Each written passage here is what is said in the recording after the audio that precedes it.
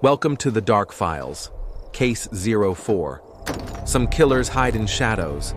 Others build the shadows themselves, brick by brick, lock by lock, until the whole world outside disappears.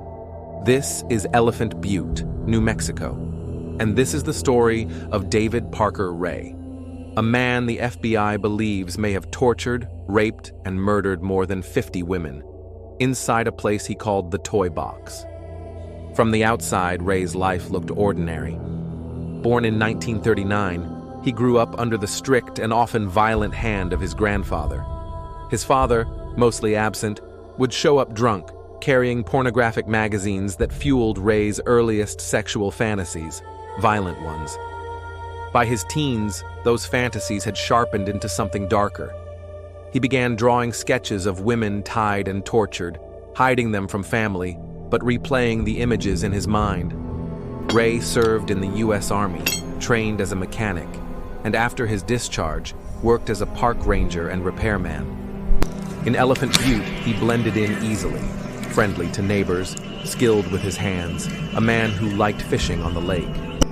But behind his home sat a white, windowless trailer, and inside, a world no one could have imagined. The toy box was his masterpiece of control, soundproofed, walls lined with shackles, surgical instruments, and whips. A gynecological chair bolted to the floor under bright halogen lights. Video cameras mounted in corners and everywhere. Devices custom-built to immobilize, inflict pain, and record every moment. Before anything began, Ray would play a cassette tape for his victims. His voice, cold, rehearsed, described exactly what would happen to them in excruciating detail. He told them they were now his property, that no one would come for them, that when he was done, they might not live to see another day. Ray didn't hunt alone. His girlfriend, Cindy Hendy, lured women into the trap, sometimes with promises of drugs, sometimes with the simple kindness of a ride. His daughter, Glenda Jessie Ray, was implicated in at least one abduction, and others, including an ex-con named Roy Yancey, were tied to murders that may have happened after the toy box sessions ended. Most victims didn't survive. Those who did often had no memory of the torture, drugged with sodium pentothal and phenobarbital, before being dumped in remote areas.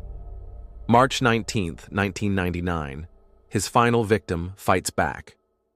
22-year-old Cynthia Vigil had been working the streets of Albuquerque when Hendy offered her a ride. The next thing she knew, a badge was flashed, Ray pretending to be an undercover cop. Handcuffs clicked shut. She was taken to the toy box.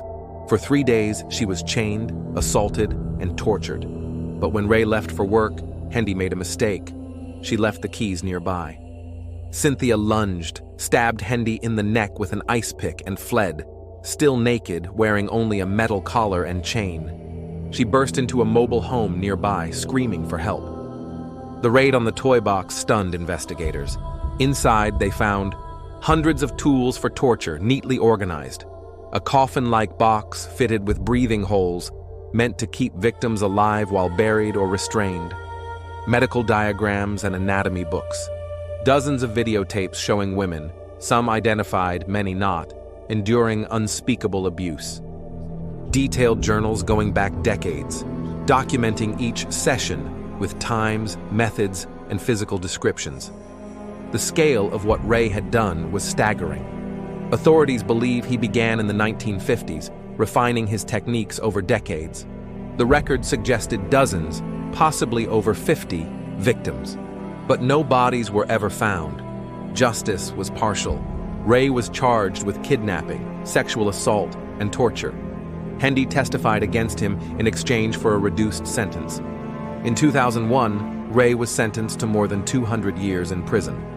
But in 2002, before facing trial for additional charges, he died of a heart attack in his cell. The desert around Elephant Butte still holds its secrets. Without bodies, without confessions, the full truth of David Parker Ray's crimes remains buried, in the sand, and in the memories of those who escaped. Like, subscribe, and stay tuned. Case 03 drops next week. Because in the dark files, the past doesn't stay buried. It waits.